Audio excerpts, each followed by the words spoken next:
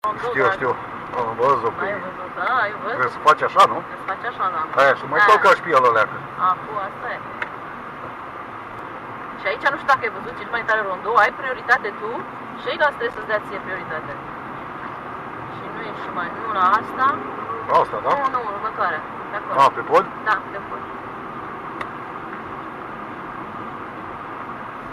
Că pe aici mergeam la Lidl.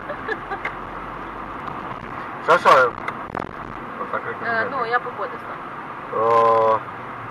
Și așa, știi, mergând chiar prin tunelurile alea, prin Paris, prin... Mi-aduceam aminte mergând, știi? Exact, de ajuns să mergi. Zi.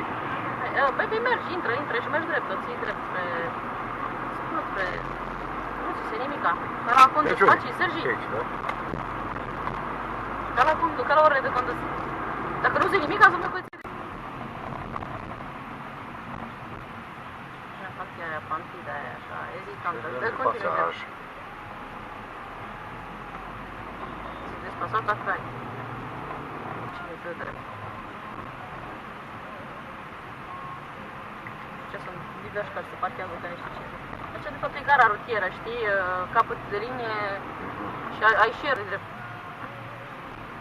Da, direct în rondou, nu? Da. Și da, frate, iară pasă ăștia pe aceea.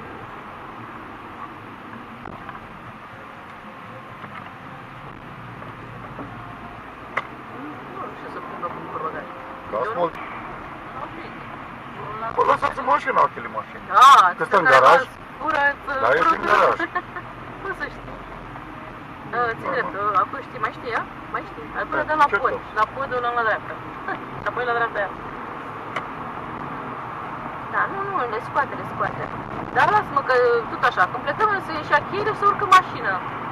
Bun, stai așa, luași tu o traistă? Nu. Altele mașini luași? Nu.